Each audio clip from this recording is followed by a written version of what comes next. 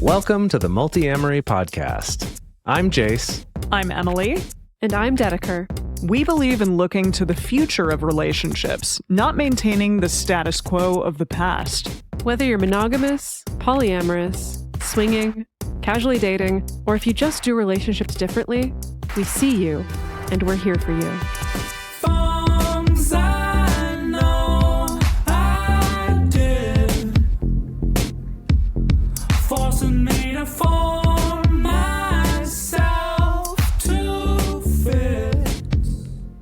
On this episode of the Multiamory podcast, we're bringing you a hit from the ancient days of 2019. The long, long time ago in 2019, this was an episode that we recorded about cohabiting or cohabitating. We had a little bit of a debate actually about how you're supposed to say it, which we'll get to in the episode. But what I really like about this one is that the three of us were all in very different living situations then as we are now. And I actually found when I went back and listened to this that I really appreciated getting to have that perspective from the me from 5-6 years ago compared to the me that I have now, I guess. Maybe that's a weird way to say it. But so what we're going to do is do a little bit of a re-edit as well as including some of what was in the bonus episode originally that was just for our Patreon subscribers back when we did Patreon, that now will get included into this episode where we're discussing not only what to consider if you're thinking about moving in with a partner or even a roommate, but also how to make that experience positive, right? And a lot of that has to do with having the conversations that we don't normally think about having, of actually getting into the weeds a little bit about how you expect a household to be run. And what I think is interesting is, like, at the time, I had a roommate that I was living with, a platonic roommate, actually two of them. And so I was coming at it from that point of view. But prior to that, I had been living with Emily. And then Dedeker at this time was not living with anyone and talked about that. And then Emily was living with her long-term partner. Fast forward to now, Emily's living alone. Dedeker and I are living together most of the year now. And, I don't have those roommates anymore. So it was really cool getting to listen to this and hear those perspectives. And as I was listening, kind of nodding along as if these were strangers that I was listening to, giving advice and talking about this, but I really appreciated it. And so I wanted us to dust this one off, give it a fresh coat of paint, and then send it out there for all of you in case you didn't listen to this one the first time around. So check out this episode, which was originally episode 209, but now is episode 548, talking about to cohabit or not to cohabit, how to decide if it's right to live with someone. So I hope you enjoy this one. Well, my first living situation wasn't until I was out of college, different from most people, I think. Like, I somehow managed to get through college not living in a dorm, not living with roommates. I see, so not at all. You were totally alone? I was totally alone, and it sounds really sad when you put it that way. No, it sounds amazing. Are you kidding me? I felt that I was very strong and independent and badass, but yes, I was totally alone. Okay, Wow. I apologize that you felt that was like a bad thing that I was saying. No. I was literally like, what? You had your own place all through college? I loved it because I was just renting like a mother-in-law unit from some family friends. So they rented it to me for super cheap. What is a mother-in-law unit? It's like a standalone little like studio that was in their backyard that was like detached from the main house. But it's pretty cool, had like a tiny little kitchenette and like it was 2 stories actually. Like wow. There's a real staircase that went up to a real second bedroom. It was quite spacious. I bet it was awesome. But obviously it's like once you lock that down, like I wasn't giving that up. Like I stayed there through all 4 years of college, just me and my cat. It was great. But okay, this episode is not about living alone in college. It's about... Oh, right. I totally skipped the whole purpose. I just love living alone so much. Anyways, but after that experience, like my first like cohabitation experience outside of just with my family as, when I was a child, was moving in with a romantic partner at the tender age of 22, maybe even 21, actually, I think. Yeah. So tender. Wow. And we moved into a place that I think was smaller than the place that I lived by myself in college. So that was all kinds of rough. Yeah. Well, you were in Los Angeles, right? So that makes sense. It was also my first time moving to Los Angeles. Yeah. Well, there's a lot at play there for sure. There was a lot there. There was a whole lot there. Yeah. First time even having a roommate in general, and then also first time living with a romantic partner, and also thinking it was going to work in like a super teeny tiny dinky little space. It was something. I learned a lot. That's what I'll say. I mean, when I was much younger, my brother and I shared a room, but not in a long time. So I think that was the first time, sharing a space, especially a small space like a college dorm. But that freshman year roommate, we had this kind of relationship where like we would sort of talk, but didn't really interact very much. It was just sort of like the bare minimum necessary to function in the same space with someone else. But yeah, anyway, and then had some other roommates in college, but then my senior year is when I moved in for the first time with a romantic partner. So that definitely was a very different sort of thing. Like that, at least for me at the time, like I thought about that very differently than I had with living with roommates and things like that. I guess I felt more adult at the time. Even at the tender age of 22, it was like, this is a very adult thing, moving in with a romantic partner. Oh, yeah, for sure. Definitely that was a factor for me, too. So adult now. Yeah, Exactly. feeling very adult, yeah. What about you, Emily? Well, I accidentally moved in with an ex-romantic partner my sophomore year of college. Wait, how do you accidentally move in with someone? Accidentally is not really what happened, but we were dating all through the first year of college when we both just lived in the dorms because we went to school in Cincinnati and had to have a dorm situation for the first year, as many colleges make you do. And then we signed a lease before we left for the summer and then broke up over the summer. Oh, no. And we're like, we'll be fine. We're just buds. It's a 2-bedroom, no problem, which, was a problem. So that was not ideal. And how long did that lease last? The whole year. It was a year. But I mean, how long did you survive? 9 months, the year of school. Yeah, I mean, we stuck it out. It was not pretty, but we stuck it out. And then I ended up moving upstairs. It was like this huge, like 8-bedroom house in Cincinnati that was 2 basically doors. So like 2 bedrooms below, which is where I lived my sophomore year, and then 5 bedrooms above. I guess that's but with like separate bedrooms, entrances. not 8. Is that what you're saying about the 2 doors things? There were only 2 doors in the entire house. It really made things difficult. No, 2 front doors. And then I moved upstairs with like a bunch of foreign exchange students and then one other guy from my class. Did your ex still live below you? No, he moved to his own place. And that was a really cool place. So, like, I could go over there sometimes, and we became good friends after that. So after we were together. So it did work out, actually. It worked out, but when we were living together, not so much. That was really rough. But after we stopped living together, then we became really good friends. Yeah, he still lives in the city, and we still hang out sometimes. So, nice guy. Oh, it's a happy ending. I was expecting a much worse ending to that story. No, totally. And then, pretty much like from the time that I moved to Los Angeles on, I've either been living with a roommate or living with a significant other. I had like 2 brief moments of living alone, and that was it. And they were like 6 months or less. Yeah, wow. Jason and I lived together, for how long? A long time. 2.5 years? 3 years? Yeah, I thought it was more like 3 or 4 years, but yeah. 4 years? For a decent amount of time. It was a while. Now I live with Josh, so there it is. Yeah. Living with everyone. Yeah. So to kind of bring it back to the topic and talking about all of this, like we want to talk about questions to ask yourself before moving in with someone, and then also things you can do to make that better. And we did want to kind of look at first, though, some statistics and things about cohabiting, and then also kind of all pointing back to this question of why do we choose to live together?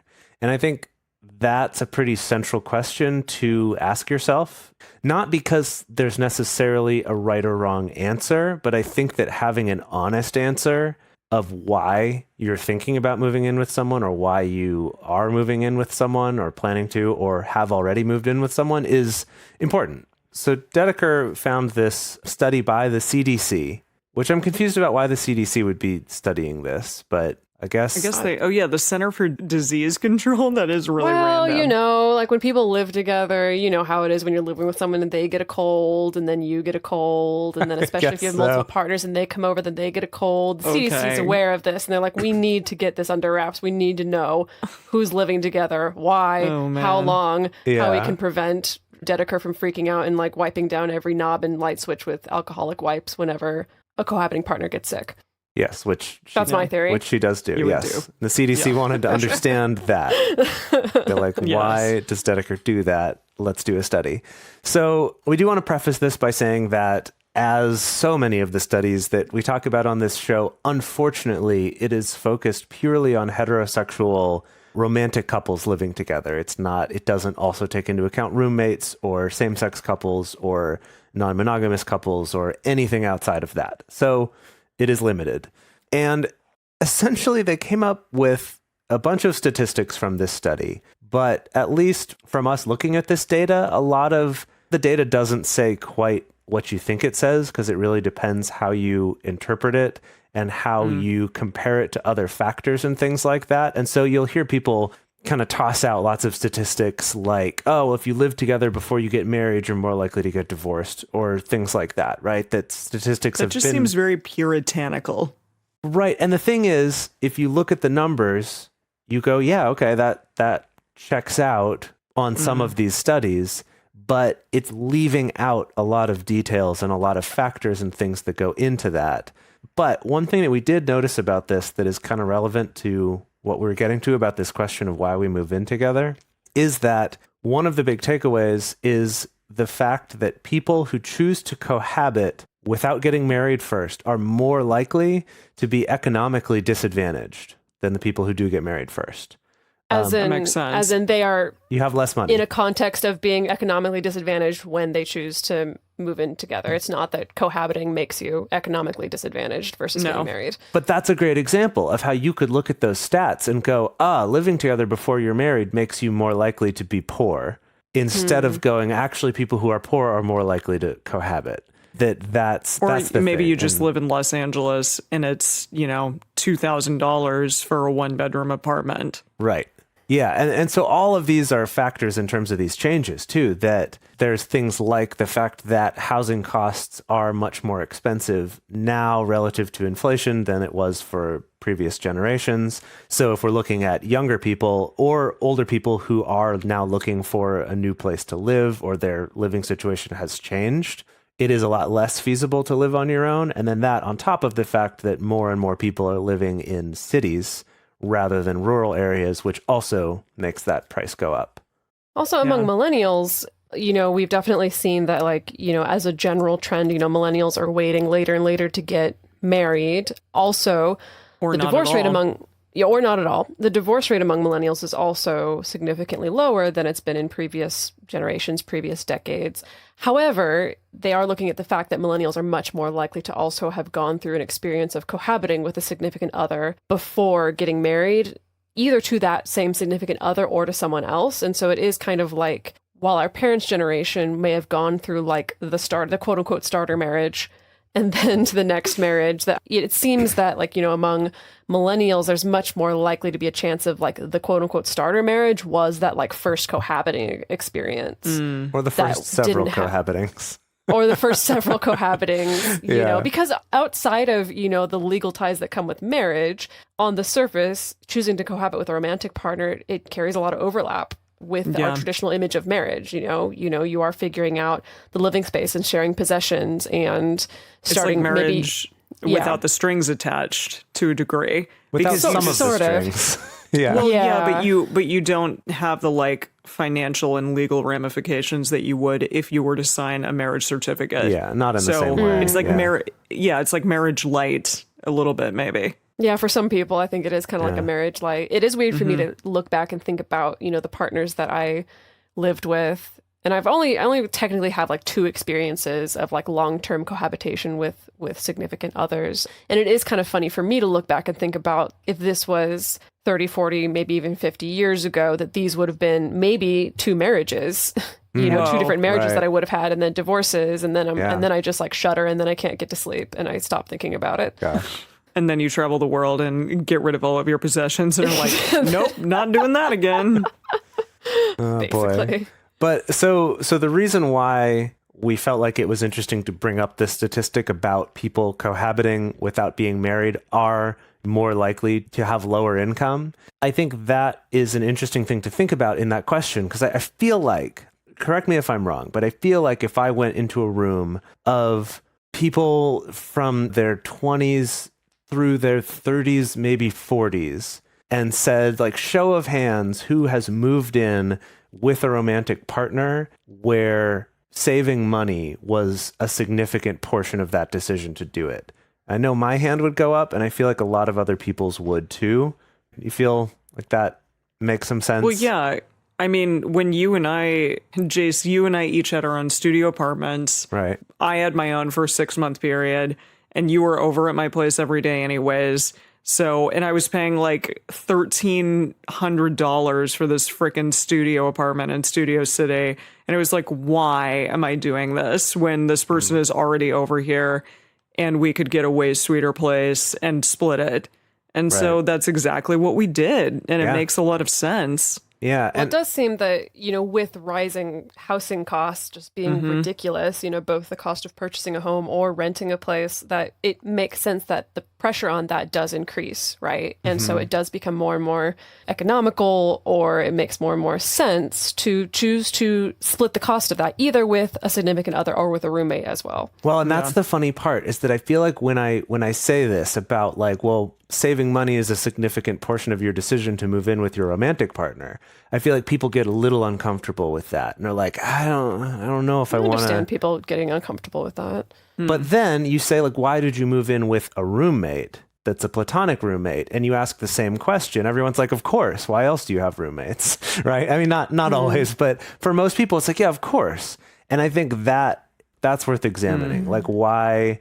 And it's stuff we talk about on this show a lot, like attaching. Money gets tricky with romance. Yeah, like especially when you attach meaning to it, or you attach this idea that a decision can't be logical if there's also romance involved, or it can't be practical, or anyway. So I just kind of bring this up as, like, try to be as honest as you can with yourself, and ideally with your partner or your financial advisor, or whoever's sort of giving you advice on my this. financial advisor. Yeah, right. Because I have one. That thing that exists. Yeah. The thing that everyone has. Yeah. No, but we'll definitely be talking more about that specific thing, being honest with yourself regarding this question, like why to move in at all, as the show goes on. Yeah, and I think that's a good segue to talk about when we were putting this episode together. We curated the talking points with the intention of these things ideally being applicable both to a more quote-unquote platonic living situation or a roommate situation,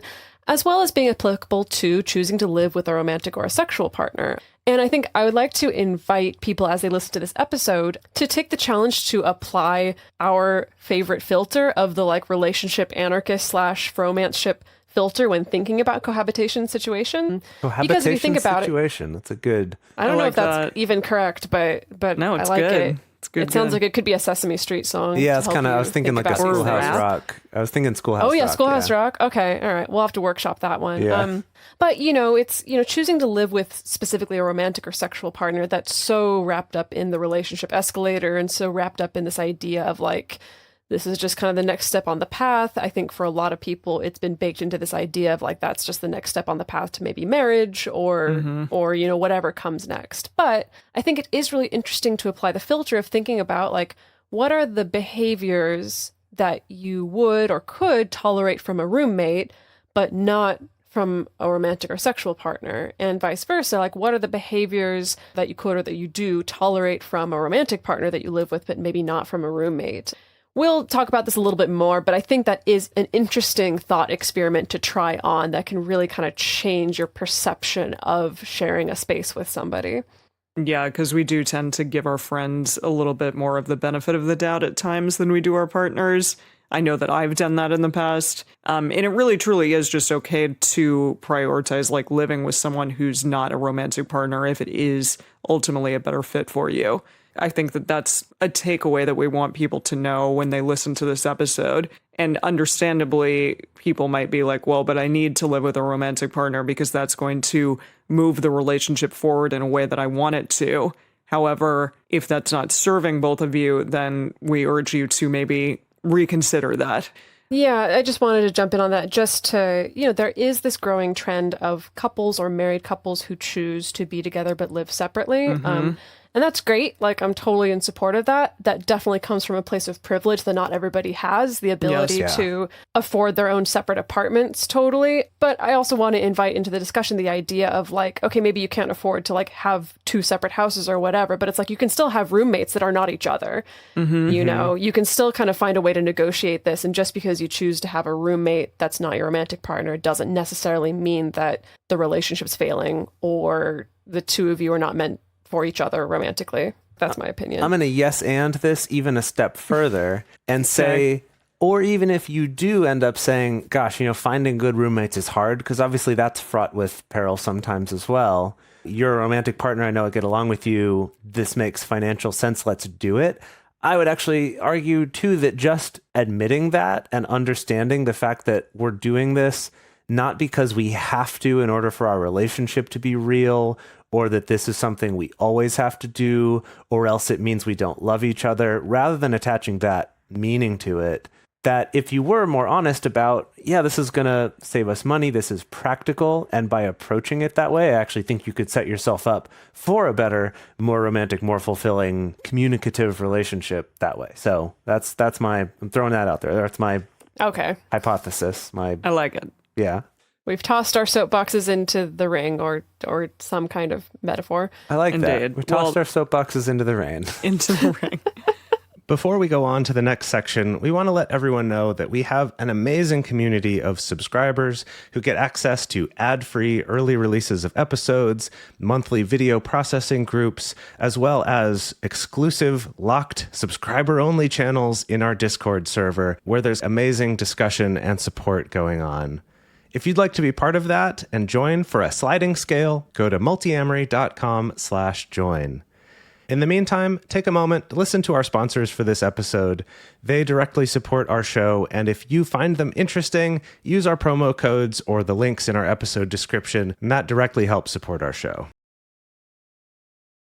Okay, let's get into the actual listicle part of this conversation.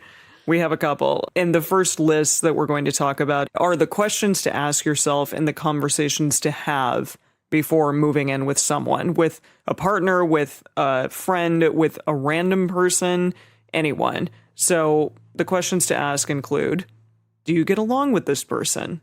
And see, this is tough because sometimes I've definitely heard people who I work with say like, well, I put an ad out on Craigslist and I'm like interviewing people to live with me, which seems really hard and intense. Best of luck to you if that's what you're doing. But I think it might be challenging just from like one interaction to know, like, am I actually going to get along with this person if I live with them? I think that's a very, very fundamental thing that someone should ask themselves. Can I live with this person? Do I get along with them? And then also another one is, do you have conflicting work hours or schedules? Does someone work a 9 to 5 and the other person work a night shift? Are you ever going to be able to sleep? Because one person is up, all hours of the night and the other person is up during the day when one needs to sleep. Things like that. Just do the schedules. Are they hugely conflicting and therefore cause major disruption in our lives? I think that's also a good conversation to have, even if it's with someone that you're much more intimate with, such as a romantic partner. Because I found definitely when sharing spaces with romantic partners, like I will assume that I know this person's schedule in and out. And I'm like, yeah, they work on these days and then they're usually home around this time. But so many times it's not until you're living with them that then you realize like, oh, wait, there's this thing, or wait, they actually get up at like 6 a.m. to do this. Or in the case of anytime I'm sharing a space with someone, it's like, well, I need to have a private room in order to do client sessions. So if there's not a private room, I need to kick them out, and it's, for some reason, these are also always things that slip my mind or slip the other person's mind until we're actually in that space. So I can't even tell you how many times we've been in a space and it's like, oh, this place is nice. This will totally work. And then it's like Dedeker says, I have a client coaching call at 7 a.m. tomorrow. And I'm like, oh, Get fuck, out. Right. I need to go find someplace to be for an hour or two. I need to wander the streets of Tokyo when nothing is open at 7 a.m. As a vagabond. Sure, nothing opens before like 11 a.m. in Japan. Yeah, there you go. Anyway, a little bit of a tangent. But but to be fair, Jace, like we have, and with my partner Alex as well, we have definitely learned now that, for instance, if we're staying in a friend's place together or if we're booking an Airbnb together or something, that we're like, okay, this is something we definitely need to pay attention to because we burned ourselves too many times not paying attention to that. Yeah, and that for us, it's now a regular part of our radar, is talking about upcoming travel plans, where we're going to be staying, and do we have separate workspaces or some other way to give that or can we sort of hack space. together a separate workspace? Or like having a convenient other place to go during that time. Yeah. Right. Yeah, I mean, I often work at night for this show where my partner has to be in a different room from me. He has a 9 to 5, so we have to kind of work that out because often I will be working nights and that sometimes can be challenging. So yeah, all of those things are a consideration. What are some other ways? So that's work hours and schedules and just kind of being very real about other parts of your schedule that might not be so obvious up front. So the third one here is about, do you have conflicting social lives? And this doesn't mean like one of you's a Montague and one's a Capulet or something like that. It could mean that. Can you imagine? It could mean that. But we decided to live together anyways. Yeah, one's a jet and one's a shark or something, and you can't have your friends over at the same time or they stab each other. No, what we mean here is, for example, this, again, roommate, partner, friend, whatever, that one of you loves having people over. Like you love hosting, you love having people over, you want to have this like open door policy of like people can always come into my space and like that's what I love my home to be. And then the other person could be someone who's like, my home is my cave, like my sanctuary away from people. Like this is the place I want to be and not deal with anyone. Obviously those two might have a harder time being compatible, right? That's something to talk about and to figure out, ideally beforehand, before all of a sudden you moved in and you thought you had this peaceful little apartment, and now all of a sudden there's people over all the time and you're hating it. Or on the other side, you might be disappointed because you're always having to shush all of your friends that you want to have over because your roommate is super introvert. Well, because your roommate's a loser and they don't want your friends over and they don't want to be bothered, right? Okay, I'm just going to speak up in defense of quote unquote losers who are introverts. I see you subtweeting me right now, Jace.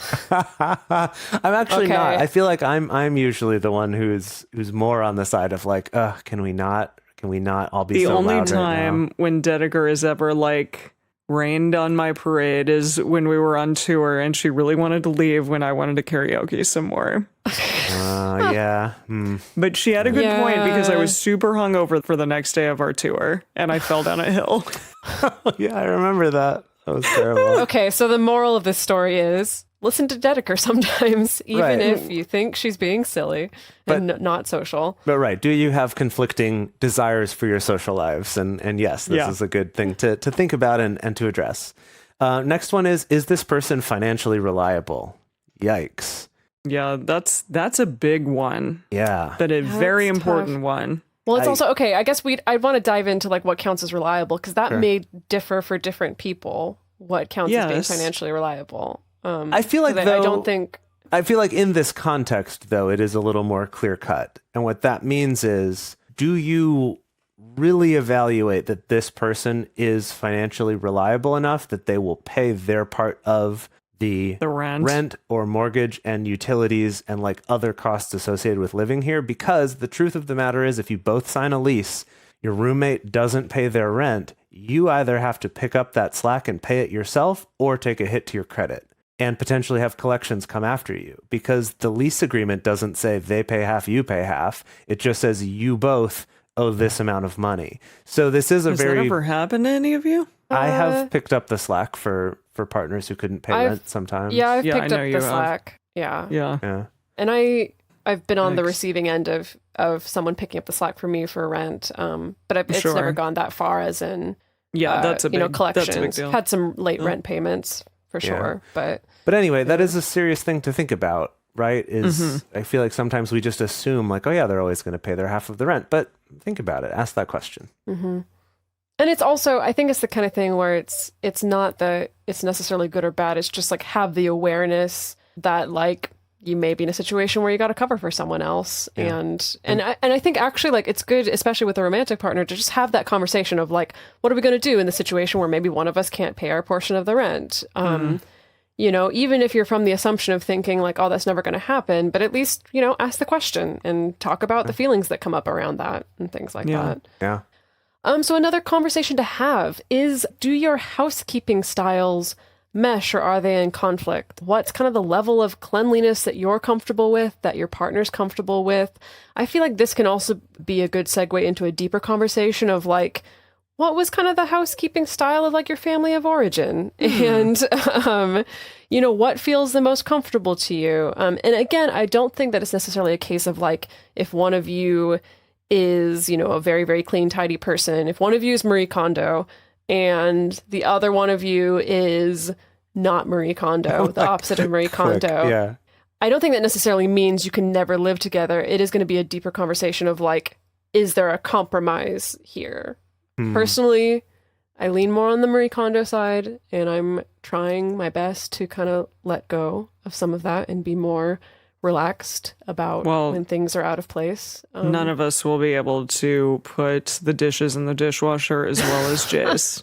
Gosh. Yeah, you're never going to live down that dishwasher thing, Jace. No, let's move on from that. No, okay. I do want to say though that this is something we're thinking about too. That even if you both consider yourself to be relatively neat people, it's different when it's your clutter or your misplaced things compared to someone else's. And just true think about that. Yeah.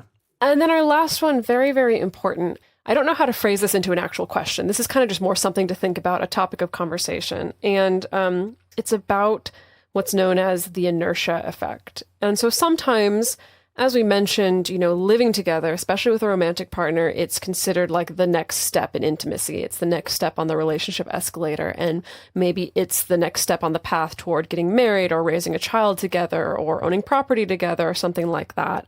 And so I think it's just important just to bring some awareness into the conversation and examine, like, are our reasons for living together, is that an influencing factor that like we feel like this is just the next step or this is going to be the next step on a pathway to a particular goal. And another thing to bear in mind is just the fact that sometimes after you have chosen to move in with a romantic partner, it does make it exponentially more difficult to let go of that relationship if it's no longer serving you. Because for, you know, all the reasons we've talked about previously on this show, it's like fear of change and being comfortable and maintaining the status quo. It's all wrapped up into especially your living situation. You know, if you've created a living situation that's comfortable for you, but the relationship is sour or living with this particular partner is just not working out, it can just make it even more difficult to walk away from that relationship, especially if it's like, well, we signed a lease or we are saving money and neither of us could afford to go somewhere else or whatever. And so that's just something to bear in mind. And it may seem unromantic to talk about it, but I think it can be important to talk about that very plainly with a romantic partner of like, if we're realizing this isn't working for us, either it's just not working for us to live together or our relationship is not working and not serving us. How do we feel about that? How do we want to go about that? That's a scary and vulnerable conversation to have, but it can be so important to at least open the door to that conversation as opposed to waiting until everything's falling apart and you're fighting over the Tupperware. I've been there to be talking about these things. All right. So once you have asked yourselves those questions about, can I do this? Is this a good person to move in with me? Am I a good person to move in with? Once all of that has happened, I'm sorry, I've never asked myself that question, and maybe that's I'm all sure, kinds of uncomfortable questions. Like, I'm amazing, and I'm such a good roommate. No, that's okay. Incorrect. No, it's fine. So once that happens, you have some actionable steps that you can take for being a good roommate or for cohabiting with a significant other. And the first one is to establish some sort of code of ethics within your household. So what that means is just probably sit down with your roommate or your significant other and have a really intentional discussion about your boundaries, about just things that you are comfortable or not comfortable with in terms of like running a household, being in a household together, It's a time to compromise, but also a time to potentially put some of this in writing. Maybe put it on your refrigerator. Maybe just have it in writing, because that's better sometimes than just like nebulously saying something out loud and then forgetting about it later. So I definitely encourage people to like actually write out sort of a code of ethics, if you will, for what your household is going to look like, because then you can refer back to it as time goes on and then really be like, okay, listen, I am and I'm not okay with these things. Like, let's work on that a little bit here. Even some sort of like a household radar, I think, would be a great way to do that. Even I've if you heard didn't of people do it, asking me regarding that. Yeah. yeah, even if you didn't do it as often, but something like maybe Every 6 months. Yeah, every 3 months, every 6 months, whatever. Sure. We'll have a check-in so that there is that opportunity to bring up things like, oh, well, actually, it always kind of bugs me when coats get hung over the back of chairs. Like, that's something that bothers me. That you get to bring it up before that point where you're throwing chairs across the room and being like, these fucking jackets on the backs of chairs. That it gives you the opportunity to talk about it. That is a first. Point for Jace. That is a point. Do you not like jacket chairs? Is that a thing? He doesn't like jacket chairs. I do it sometimes like too, chairs. but it bugs me. I try to not do that. Yeah, I'm like, I've seen you do that. Oh, yeah. Okay. But I mean, in case you've forgotten, like, we do include household as like a standard topic to come back to with a monthly radar as well, which I personally find really helpful anytime I am sharing a space with a partner, to be able to, I mean, like you said, Jace, to have that opportunity where I can bring stuff up in this kind of safe and less emotionally charged space, instead of waiting until I'm like pissed off the 6th time that I've had to pick up like someone's socks or something like that. Right. Real quick, before this next section, did you know that you can get ad-free early releases of this show, as well as access to monthly video processing groups and exclusive private channels on our Discord server, all by becoming a subscriber at a sliding scale pay-what-you-can price? If you go to multiamory.com/join, you can read more, get access to that. We would love to have you as part of our community. In the meantime, take a moment to check out the sponsors on this episode. If any of them seem interesting to you, use the promo codes or the links that we have in our episode description, because that also goes a long way to supporting this show. All right, so with all of these things we're going to talk about in this section, these would be good things to bring up in this and to kind of continue that conversation about in case they change over time. So this next one here is to respect each other's personal space. And this is, I think, especially important to keep in mind if you are romantic or sexual partners, because that's where we tend to forget the fact that we need personal space as well. So just being respectful of that, giving each other that space, maybe establishing some spaces, even just from like a decor perspective, that each person has a place where they get to have more of the final say of how that's decorated, even if it's just a half of a room. Like, whatever you can do for you, find some way to have that space and respect that space for each other. Right. It doesn't have to be that you have to shell out for like a 6-bedroom place so that you can each have a private office and a meditation room, and as much as that would be cool. Awesome. But it could just be like, this is my chair in the corner and this is where I go when like I want to read and not be disturbed. It doesn't have to be purely like all these separate rooms, but just still, even just little things, even if it feels ritualistic or codified, to be able to find that personal space. Yeah. Okay, the next one is the fact that you're accountable for your own messes. And this is true for both of you to keep in mind and to have these conversations about it, because it can be tricky if you are doing things like preparing meals together, or you're both having snacks on the couch watching a movie together or something like that. Like, establishing kind of, how do we pick up these things? When do we pick up these things? Is one of you okay with waiting till the morning to do it? And the other person is like, I don't want to wake up to that. We need to do it now. Having those conversations as you go, and understanding that someone isn't doing this necessarily to spite you, but probably they just have a different way that they would do that, or a different standard for that, and kind of looking at how can we both be responsible for our own messes. When I was living alone in Shanghai for 2 months, I definitely felt as though my messes would be cleaned up more quickly than if I'm living with a partner, just because like I'm the only one accountable for them and I need to deal with them, instead of letting like, well, we might use that pan tomorrow to do something, so it can like just stay there for a while and then clean it if we decide to use it, kind of thing. You are the only one who has to deal with it, and if you want to clean space, then you have to actively deal with it. So it is interesting. Just try to be as courteous as possible, I think, in these moments, especially, I mean, yeah, if you're with a significant other or not, like, it is incredibly important. Just try to, like, live like you are living on your own and be responsible for your own things.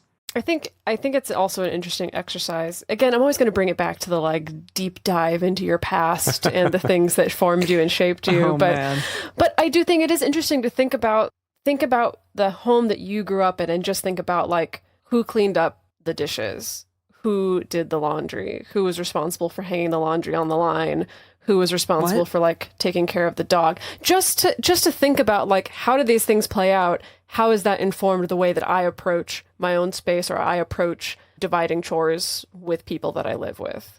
I'm just like, it's just more grist for the mill. It's just more interesting stuff to bring to the conversation. You don't have to. Jeez. No, I like that. I just, the idea of like hanging stuff on a line, it felt very like 1950 to me. Oh, God. I was like, we live in America with giant except dryers. for the fact that like we were poor growing up. And so it's like in the summertime, you didn't want to just like rack up the electric bill. And so you'd hang stuff on the line.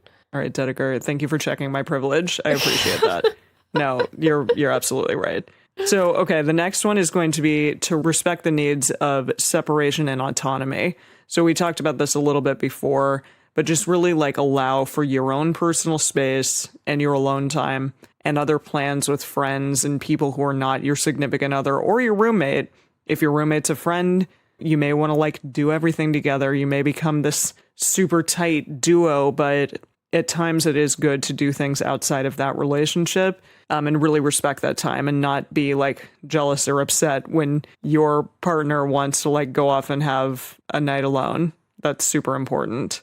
Yeah, I just want to second that. Like the importance, whether it's a friend or a romantic partner or whatever, of even in a subtle way of not guilting the person for wanting to do something without you.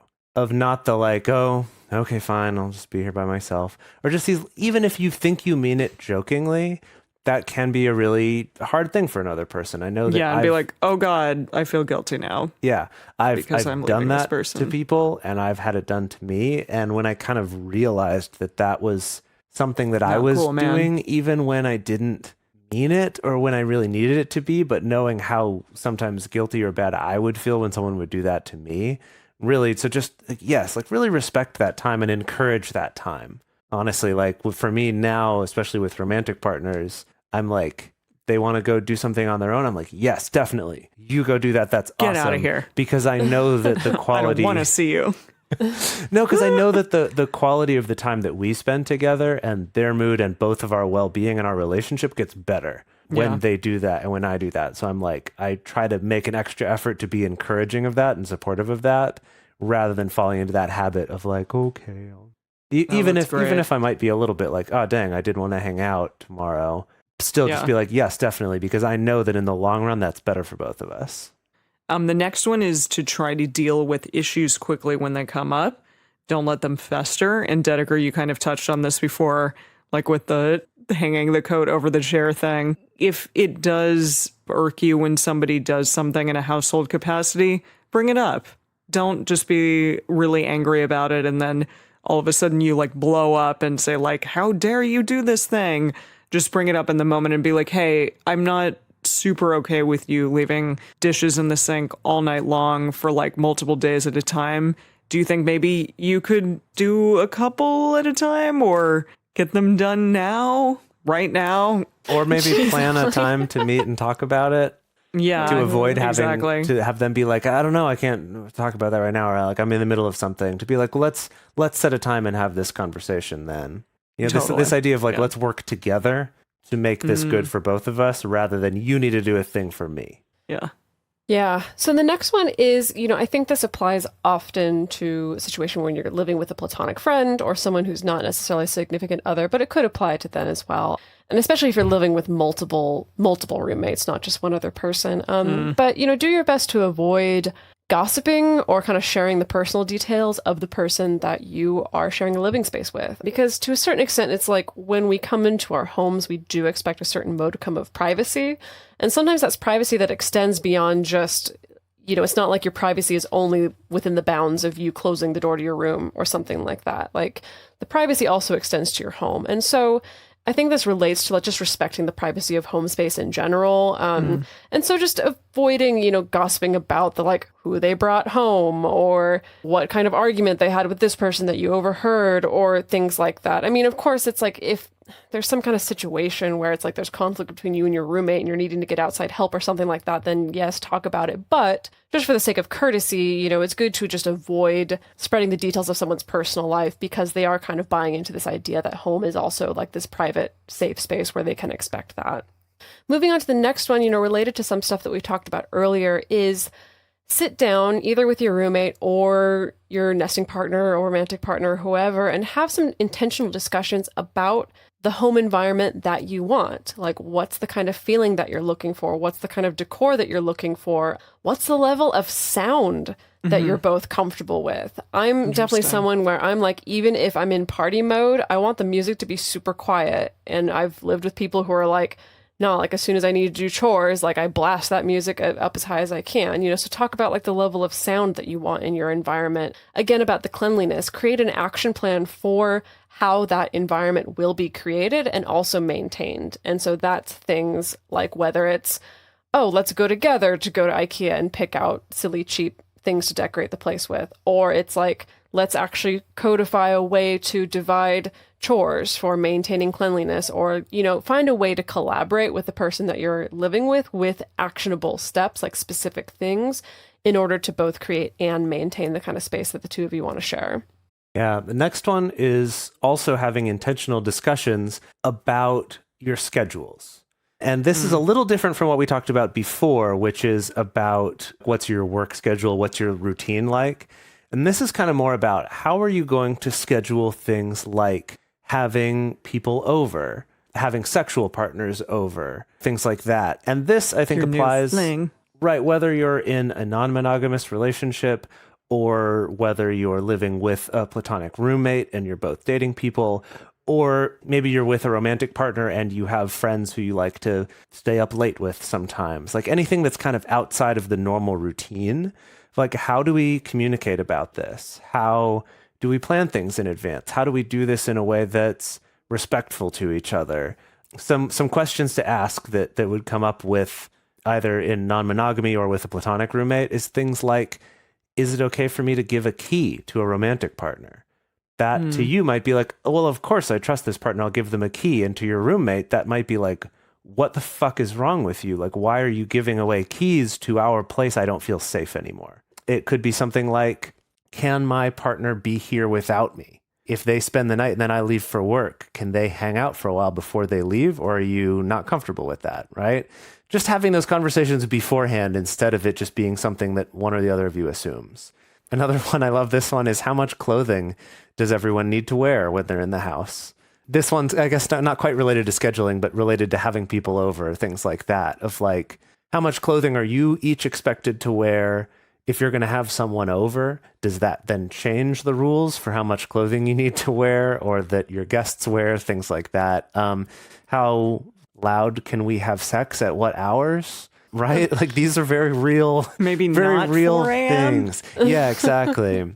Maybe work out a way to communicate that of like, yes, it's fine if you have loud sex, just like try to let me know a little bit in advance and I will find somewhere else to be, or like put my headphones on and be doing something else, right? Whatever it is, like have those, or like do whatever you want to do, but like put on some music so that hey, bro, we're gonna have right, sex again. Right, something like that, of just to find a way for you to communicate about that. And I think it's great to do beforehand rather than when someone is over and you're trying to like have this secretive conversation while the person that you're kind of trying to figure this out on behalf of is there, right? Okay, next one, last one in this list of actionable things for being a good roommate and for cohabiting is seriously, I'm going to say it 3 times. Seriously consider before you combine finances in a permanent way. So, for example, not co-signing for a credit card or a loan. Or if you do decide to open a joint bank account, to also maintain individual accounts. Don't have that become your only account or make one of your accounts into your mutual account, something like that. And this is something that I know people do, and you may still do, and you may already have done, and that's done. But this is something that I am hearing this advice from more and more financial advisors, no matter how old you are and whether you're married or not, right? Of really like having some autonomy in your finances, of not completely making these all together where neither of you have access to any of your own money without that directly pulling from an account that's taking money from the other person. I just want to drop this into the conversation. I don't mean to be a bummer about it, but just wanted to bring to light the fact that like financial abuse is a real thing that people experience. Often it's wrapped up in many other forms of abuse, or sometimes it's a standalone thing. But, you know, if you have a partner or someone who's insisting that you can't have an individual account or insisting that they be the one to like take care of all the financial things, or even limiting your access to your own independence as far as like your own finances go, like that counts as financial abuse. So that's just something to think about as well when having these conversations or evaluating kind of what your situation is with the person that you live with. Yeah, thank you for bringing that up. So we're going to talk briefly about particularly special considerations for people who are in special relationships. And what I mean by that is just anyone who's not in like a monogamous relationship, because so much of the advice out there about cohabiting with someone is making that assumption, right? That you're monogamous or maybe married. You're not having to navigate either of you leaving to go on dates or bringing other people over to have sex with them or whatever. So a couple things to bear in mind specifically for people in non-monogamous relationships. We've talked about this on episodes before, but specifically like the bed, Our bed. Yes, it's a charged thing, the bed that you share with someone. And there's definitely a lot of potential conflict that I've seen arise around how you feel about your partner sleeping with someone else in the bed that you share. Some people don't care. Some people think it's hot. Some people are really turned off by it. So that's definitely going to be something, again, ideally that you discuss before sharing a space with somebody if you can. Or if you're already living with someone and you are choosing to open up or explore non-monogamy, have a conversation about it before it happens. You know, some people, if they're able to have a guest room or a guest bed, sometimes they find that's just the easiest solution, is just like, well, whatever, like anyone new that we bring home, we, you know, sleep with them in the guest bed, and then we kind of keep those spaces separate. Obviously, not everybody has access to a guest room or a guest bed, and so sometimes it does mean that you're going to have to negotiate. How do we make other people in our bed feel okay? Some people do make the decision of like, we just don't bring anyone home to be in our bed, which works for some people, but doesn't work for other people. I feel like some more people often decide, that one doesn't become sustainable. Yeah, That's a more hard often. one to keep going. Yeah, it does become hard to maintain for people, especially if people are seeking out like more, you know, emotionally intense long-term relationships. Yeah. Some people just decide like, great, you know, have sex with other people in our bed, but just please change the sheets before I'm sleeping in it again. Or sometimes it's about like, I'm okay with like people I don't know sleeping on my partner's side of the bed, but not my side of the bed. Or sometimes people are like, I don't care. Like, use my iPhone charger, use my chapstick, use the condom. I put condoms in the drawer for you. Have fun.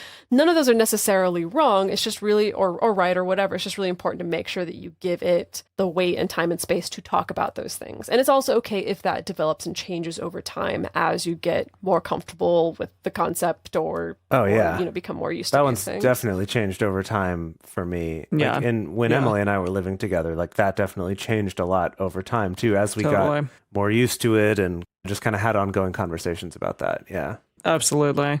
And kind of to piggyback off of that, the metamors or non-cohabiting partners that you have, just how they interact with the space that is yours.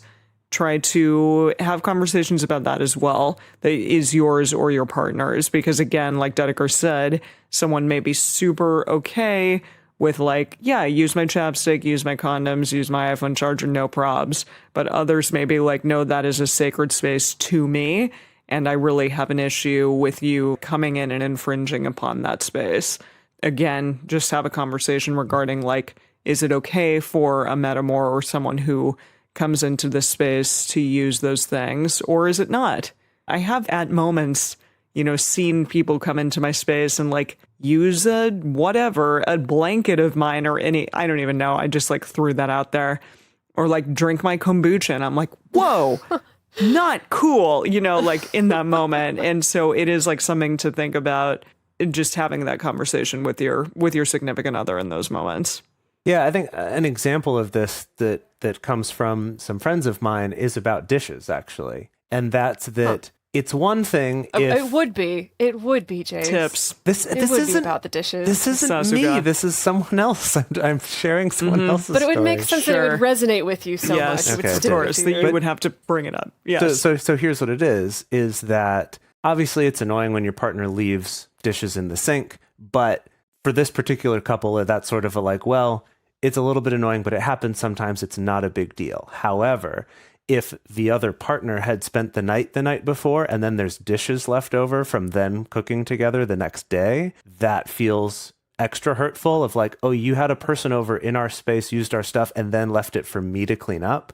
So that is a much bigger deal. That would be not cool. Then if the exact same amount of dishes were left, but it was just your partner by themselves that night, right? So kind of realizing that. And so for them, that's something where, after one of them has the partner over, it's like, oh, shoot, I better get up early this next morning and clean all these dishes. Or like, I better do this tonight because when my partner comes home, I don't want them to be upset by these dishes here. Just as an example, like this could be anything. It could be about kombucha, like Emily mentioned, but just as sort of a real life example. And I just want to remind people to please don't weaponize this discussion. Because I just don't want to see people turn it into, you're only allowed to use this pillow if you sit on the couch, you're only allowed to sit in this chair because that makes me safe if you only use like this chair and this pillow or whatever. I'm just like, please, like, everybody use some compassion here. Totally. And some understanding. And understanding is the name of the game. And also like a meeting of the minds in a sense, just being like, hey, like I would appreciate if X, Y, or Z happened. And if your partner is like, well, can we maybe have a little leeway on this, and that? And then being like, okay, like that'll slide, no probs. And that it can change over time, like we talked about, right? That hopefully those things will change. Hopefully they'll change in a direction of causing less stress for both of you and kind of being able to relax on some things over time, but may take you a while to get there. And then the last thing here in terms of that is just about hierarchy, about kind of being aware of the fact that by living together, there is sort of a hierarchy that's being established there, whether you are hierarchical or not, that is something that at least other partners would perceive, oh, this partner is more important than me, or maybe they get more say in your life than me, or just kind of be aware of how that can affect your other relationships. And that, again, doesn't mean that's necessarily wrong. It just means like that's an important conversation to have. That's an important thing to be aware of. And then also just the logistics of that if you do live with a partner, the fact that if I do want to have someone over, my partner needs to either find somewhere else to be, or they need to be okay with me having this partner over while they're here, that there is some logistics to figure out. And these are things that do require some very good communication all around from all the parties involved. And just, I really urge people, I know I haven't always done a good job of this in the past, but of being very aware of that and making sure that your partners that you don't live with don't feel like that they're not taken as seriously, or that they don't actually have access to you unless it's kind of convenient for this third party, things like that. And there's not a one-size-fits-all answer for that, but it is something to be aware of and to try to be very conscious of that. So, gosh, we've covered a lot of ground here. I feel like there's such a wide variety and potential of so many different possible living situations. We don't want people to think that it's either a platonic roommate or a romantic partner. Like, you could live with multiple romantic partners or multiple roommates, or by yourself, or spend part of the year living with one partner and then by yourself. Like, there's such a wide variety of ways. And so, of course, like, we're not going to be the experts on like every single possible situation. I can guarantee we'll get an email of someone being like, but my living situation is this. What do you suggest for that? And so just bear that in mind, to kind of take these principles and see how they fit with the situation that you yourself find yourself in. kind of ultimate takeaways that we want people to have is just to know that it's okay to choose to not live with a romantic partner if you don't make good roommates. You know, you can still have a romantic and fulfilling relationship even if you choose not to share a living space together. Or if you have chosen to live with a romantic partner or significant other and you're realizing it's not working out, it's okay to change that as well. Again, it doesn't mean that like you failed in some way or that your relationship is less serious. You know, it just means that the two of you are kind of trying to find a way for you each to have access to like a home life that's going to make you feel the happiest and the most fulfilled. And ideally, that means that your relationship gets better as a result of that. And then I think ultimate takeaway, just talk about this stuff. Talk about it a ton before it even happens, ideally. Just talk about it all the time. Revisit it in your radars and just do that. That could be our tagline. It's like Multiamory podcast. Just talk about it. Yeah. Just do it. Yeah. Cohabiting or cohabitating or cohabitation, which is it? So we got into kind of a long-ish conversation about this earlier, and we actually did also, like a couple years ago, and we did an episode on this topic before, of this question of like, is the word cohabiting or is it cohabitating for the thing that you do? And for all of you who really want to know, the correct answer is cohabiting. Okay, so not cohabitating. Okay. Right. So it's confusing because cohabitation is like the noun, the noun of this thing that people do. But cohabiting is the actual correct verb for doing it. Like inhabiting, but cohabiting. Yeah. Okay. Yeah, so that was the thing that we saw that I'd never thought of that, but it's the same as the word inhabit. You don't inhabitate something, you inhabit. I mean, maybe you don't. Well, yeah. What's interesting is that actually you technically can use the word cohabit the same way you use inhabit. And like, for example, a correct sentence would be to say, this person and I cohabit this apartment. Okay, so as a verb. Like just in the same way that you inhabit an apartment. You cohabit them. And we've never actually used it that way. Like we usually talk about like, oh, I'm cohabiting with this person. Where we tend to not actually specify the direct object of the thing that is being cohabited, which is the apartment. Are you in a cohabiting? Are you in a cohabitat for humanity? Wow. Do you think you can use it that way? Would you ever be in an inhabitat? I don't know. I don't know. My mind is blown. Yeah. One of my favorite comments when looking into this was on Reddit, where someone was saying that cohabitate isn't really a word. It's the equivalent of conversate. Like we were conversating, where we all understand what you mean. You could use it and like the language isn't going to break, but it's technically not correct. But apparently though, cohabitating is becoming more of an accepted word just because so many people are saying it. Really? Wow. See, now I just want to do a podcast about language. I hope you all enjoyed this episode and getting to see what our 6 years ago selves were like. Yeah, hope that you enjoyed it as much as I did when I listened back through it. We'll be posting our question of the week this week on our Instagram, multiamory_podcast. And the question this week is, have you ever had a situation where there was a deal breaker that made you not move in with someone? Or maybe, what's a deal breaker that would make you not want to move in with someone? Curious to hear what people have to say about that one. And you can post about that on our Instagram stories and we'll repost some of those answers. If you'd like to discuss this further, the best place to share your thoughts with other listeners is in the episode discussion channel in our Discord server, or you can post about it in our private Facebook group. You can get access to those groups and join our exclusive community by going to multiamory.com/join. In addition, you can share with us publicly on Instagram. Multiamory is created and produced by Dedeker Winston, Emily Matlack, and me, Jace Lindgren. Our production assistants are Rachel Shenowork and Carson Collins. The original version of this episode was edited by Mauricio Balvanera, and this updated edit was done by Emily Matlack. Our theme song is Forms I Know I Did by Josh and Anand from the Fractal Cave EP. The full transcript is available on this episode's page on multiamory.com.